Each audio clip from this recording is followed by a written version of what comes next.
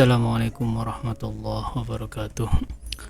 Teman-teman, kita akan melanjutkan pembacaan kitab Sirrul Asrar, yaitu sebuah karangan dari Waliullah Qutbul Aulia Syekh Abdul Qadir Al-Jailani.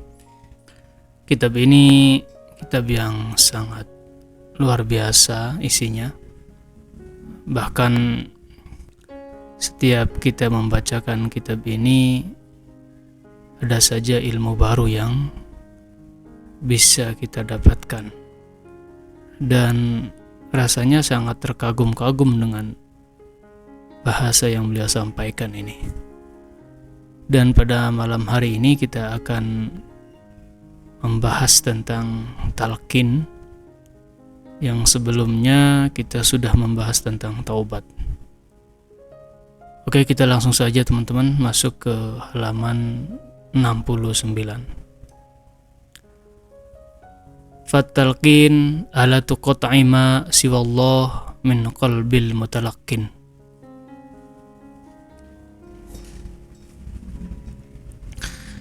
Di sini Syekh Abdul Qadir Al-Jailani mengatakan bahwa yang namanya talqin itu adalah alat untuk memutus hubungan kita dengan selain Allah.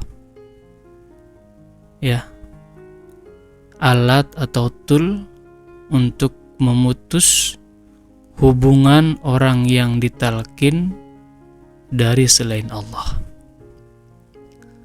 Li'anna man lam yaqta' asy-syajar al-mur la yasilu ila syajaril halwi mawdi'uhu. Karena orang yang tidak menebas, orang yang tidak mencabut pohon yang pahit buahnya, itu tidak akan bisa sampai atau tidak akan tumbuh pohon yang manis buahnya. Karena pepohonan yang pahit buahnya itu menjadi racun untuk pohon yang manis buahnya. Kalau kita mau mendapatkan buah yang manis rasanya, maka penyakit-penyakit itu harus dibuang. Talqin ini adalah menjadi salah satu alat, menjadi salah satu syarat untuk menghilangkan apapun selain Allah dari dalam hati kita. Fa'tabir fafham. Maka kita harus merenungkan ini dan kita harus benar-benar memahami akan kalimat yang disampaikan oleh Syekh Abdul Qadir Al-Jailani ini. Talqin ini maksudnya teman-teman bukan talqin yang sering kita lihat di tengah-tengah masyarakat, yaitu ketika kita mengantarkan orang mati kemudian ditalqin di atas kuburannya. Tidak seperti itu. Talqin itu artinya didikte, kita diajari langsung oleh seorang guru, dituntun oleh seorang guru secara langsung. Kama qala Allah Ta'ala wa huwa alladhi yaqbalu taubata an ibadihi wa ya'fu 'anis sayyi'at. Seperti firman Allah juga yang mengatakan bahwa Allah akan menerima taubat dari seorang hambanya dan Allah akan mengampuni kejahatan-kejahatan hambanya itu.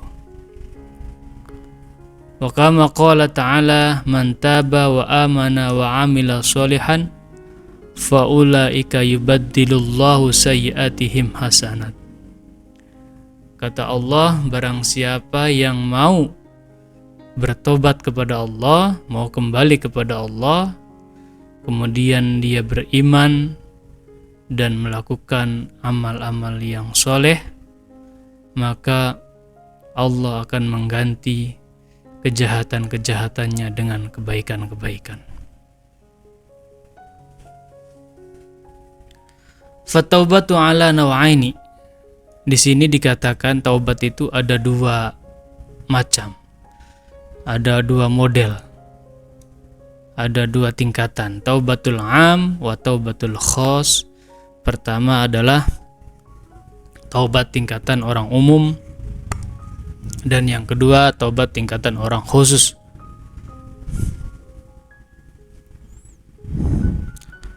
Nah, apa sih taubat orang umum? Ayyarji'a minal ma'siyat ila ta'ah.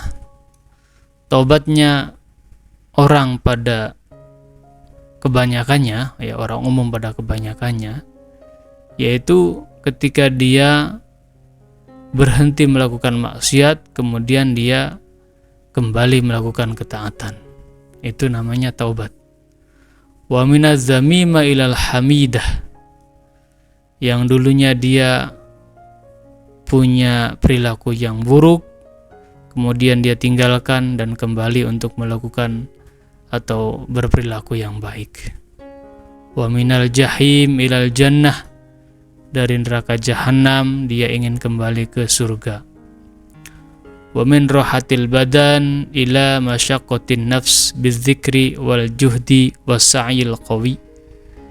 Dan dari kebiasaan dirinya yang terlalu memanjakan badannya, ya leha-leha, hidup santai, dia kemudian memaksa nafsunya untuk melakukan zikir, ya wajuhdi, dan bersungguh-sungguh dalam berzikir, dalam menghadapi kehidupan, wasa'il qawi, dan juga punya tekad yang sangat kuat. Itu taubatnya orang umum. Wa taubatul khos, sementara taubatnya orang khusus, ayyarji'a ba'da husuli hadhihi taubah minal hasanat ilal ma'arif. Taubatnya orang khusus adalah ketika seseorang sudah mendapatkan taubatul am, ya, taubatul am, taubat umum, ya, maka yang tadinya dia sudah mau melakukan hal-hal yang positif, ya, sudah mendapatkan kebaikan-kebaikan, selanjutnya dia ingin menaikkan levelnya ke tingkatan ma'rifat. Jadi bukan hanya dia menjadi orang baik, tetapi ingin menaikkan levelnya lebih tinggi lagi menjadi orang yang arif billah, ya, sebagai kekasih Allah. Wa minal ma'arif ila darajat, dan dari kema'rifatan dia akan mendapatkan banyak sekali pangkat, ya, derajat di hadapan Allah Subhanahu wa taala. Wa minad darajat ilal qurbah, di antara derajat ketinggian di hadapan Allah itu adalah derajat kurbah, kedekatan dengan Allah, ya, muqarrabin, minal muqarrabin, orang-orang yang statusnya sudah dekat dengan Allah, ya, sudah menjadi pendamping Allah, sudah menjadi kekasih Allah, ya. Wa minal qurbah wal ladzat an-nafsaniyah ila ladzat ar-ruhaniyah. Nah, dari makom muqarrabin, ya, yang dia merasakan adanya suatu kenikmatan secara nafsiyah, ya, merasa ada suatu kenikmatan dari dirinya karena merasa dekat dengan Allah, kemudian dia harus naik lagi kepada merasakan adanya kenikmatan secara rohani. Jadi merasa dekat dengan Allah bukan hanya jasadnya tetapi juga ruhnya. Memang sangat sulit teman-teman untuk memahami ruh ini. Kalau kita ingin, ya, mengetahui diri kita secara lahiriah itu sangat mudah. Kita bisa merasakan ya, ketika kita bahagia, kita bisa merasakan. Ketika kita sedih, kita bisa merasakan. Kita sakit, ya, kita gembira. Itu secara lahiriah pun tercermin dari mimik muka kita, ya, dari sorot mata kita, itu bisa terlihat. Tapi yang namanya rohani, ya, ini sulit untuk kita ketahui, ya. Tapi harus seperti itu. Kita harus menaikkan level, ya, kedekatan kita kepada Allah bukan hanya secara fisik tetapi secara rohani. Wa huwa tarku ma siwallah wal uns bihi. Nah, apa kedekatan totalitas secara rohani kepada Allah? Yaitu meninggalkan apapun selain Allah.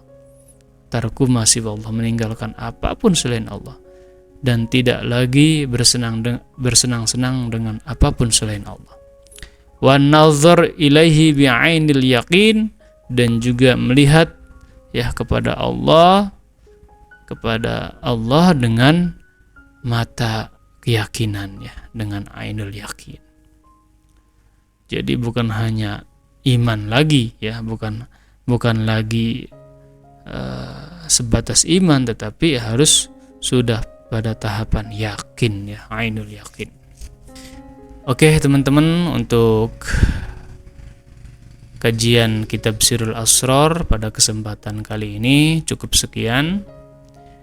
Nanti kita akan lanjut lagi pada episode berikutnya. Jadi untuk teman-teman yang tidak mau ketinggalan lanjutan dari pembacaan kitab Sirrul Asrar, silakan teman-teman subscribe channel ini. Dan juga apabila video ini bermanfaat, silakan di-share ke teman-teman yang lain. Mudah-mudahan Allah Subhanahu wa taala meridhoi kita. Ya, akhirul kalam, billahi taufiq wal hidayah wal afu minkum. Wassalamualaikum warahmatullahi wabarakatuh.